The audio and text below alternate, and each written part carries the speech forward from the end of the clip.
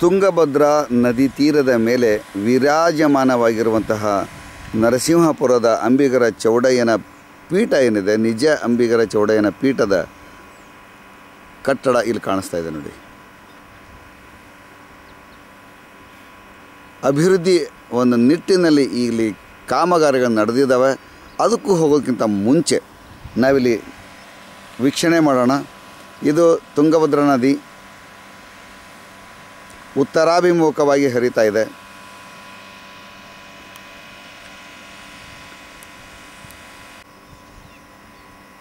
ಈ ನದಿ ತೀರದ ಪಕ್ಕದಲ್ಲೇ ಇರುವಂತಹ ಒಂದು ನರಸಿಂಹ ದೇವಾಲಯ ಇದು.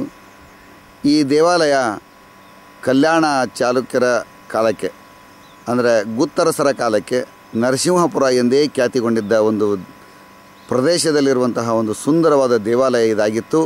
ಆದರೆ ಈಗ ಸಂಪೂರ್ಣವಾಗಿ ಅದು ಜೀರ್ಣಾವಸ್ಥೆಯನ್ನು ತಲುಪಿ ಒಂದಷ್ಟು ಪಳೆಯುಳಿಕೆಗಳು ಉಳಿದುಕೊಂಡಿರುವಂತಹ ರಿವಾಜು ಇದು. ಇದು ನರಸೀಪುರ ದೇವಸ್ಥಾನ, ಶಿವನ ದೇವಸ್ಥಾನ ಇದು. ಈ ದೇವಸ್ಥಾನದ ಮಹಿಮೆ ಏನಂದರೆ, ಮೈಲಾರದಲ್ಲಿ ಒಬ್ಬರಿಗೆ ಕುಷ್ಠರೋಗ ಇರ್ತದೆ.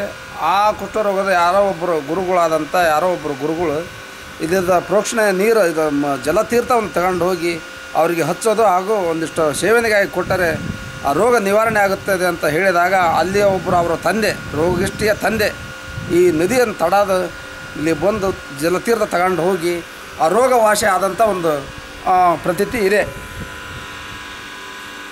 ಅಂದರೆ ತಾವೀಗ ನೋಡ್ತಾ ಇರುವಂಥ ಚಿತ್ರ ನರಸಿಂಹಪುರ ದೇವಾಲಯ ಏನು ನಾವು ಈಗ ನೋಡ್ಕೊಂಬಂದ್ವಿ, ಅದರ ಮುಂದುವರಿದ ಭಾಗ ಇದು.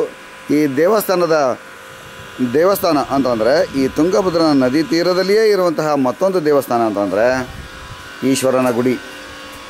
ಈ ಈಶ್ವರನ ಗುಡಿ ಬಗ್ಗೆ ಇದುವರೆಗೂ ತಾವು ಮಲ್ಲೇಶಪ್ಪ ಅವರು ಏನು ಹೇಳಿದ್ರು ಅದನ್ನು ನೀವು ಕೇಳಿದ್ರಲ್ಲ. ಇಂತಹ ಪ್ರತೀತಿಗಳು ಮತ್ತು ನಂಬಿಕೆಗಳು ಇಲ್ಲಿ ಅಗಾಧವಾಗಿರುವಂಥದ್ದನ್ನು ನಾವು ಕಾಣ್ತೇವೆ. ಇಲ್ಲಿರುವಂತಹ ಈ ದೃಶ್ಯವನ್ನು ನೋಡಿ, ಶಿವಲಿಂಗವನ್ನು ಹೊರಗಿಡಲಾಗಿದೆ.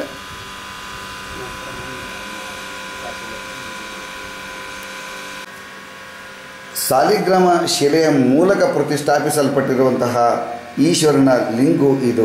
ಇಲ್ಲಿಯ ಜಲತೀರ್ಥವನ್ನು ನಾವು ಬಳಸೋದ್ರಿಂದ ಹೆಚ್ಚು ರೋಗ ನಿವಾರಕ ಮತ್ತು ಆರೋಗ್ಯಪೂರ್ಣವಾದ ಒಂದು ದೈಹಿಕ ಆರೋಗ್ಯವನ್ನು ಕಲ್ಪಿಸಿಕೊಡುವಂತಹ ಮಹಿಮೆ ಈ ದೇವರಿಗೆ ಇದೆ ಅನ್ನುವಂತಹ ಹಲವಾರು ಪ್ರಕರಣಗಳನ್ನು ಇಲ್ಲಿ ಅನುಭವದಿಂದ ಭಕ್ತರು ಹೇಳ್ಕೊಳ್ತಾರೆ.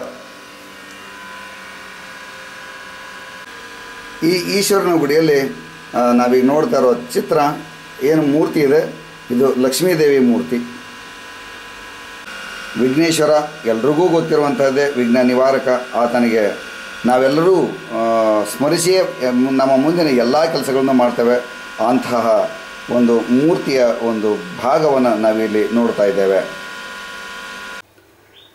ಈಗಿನ ನರಸಿಂಹಪುರ 12ನೇ ಶತಮಾನದಲ್ಲಿದ್ದ ಉಗ್ರ ನರಸಿಂಹನ ದೇವಾಲಯದ ಪಕ್ಕದಲ್ಲೇ ಇರುವಂತಹ ಪ್ರಸನ್ನ ಆಂಜನೇಯನ ಒಂದು ಮೂರ್ತಿ ಇದು. ಅಂದರೆ ಆವತ್ತಿನ ಕಾಲಕ್ಕೂ ಕೂಡ ಇಲ್ಲಿನ ದೇವಾಲಯ ಎಷ್ಟೊಂದು ಶಕ್ತಿಶಾಲಿಯಾಗಿತ್ತು, ಪ್ರಖರವಾಗಿತ್ತು. ಮತ್ತು ಶ್ರೀ ಸಾಮಾನ್ಯರೆಲ್ಲ ಜನರೆಲ್ಲ ಭಕ್ತರೆಲ್ಲ ಇಲ್ಲಿ ಬರ್ತಿದ್ರು ಅನ್ನೋದಕ್ಕೆ ಇವು ಕುರುಹಗಳಾಗಿ ನಿಲ್ತವೆ.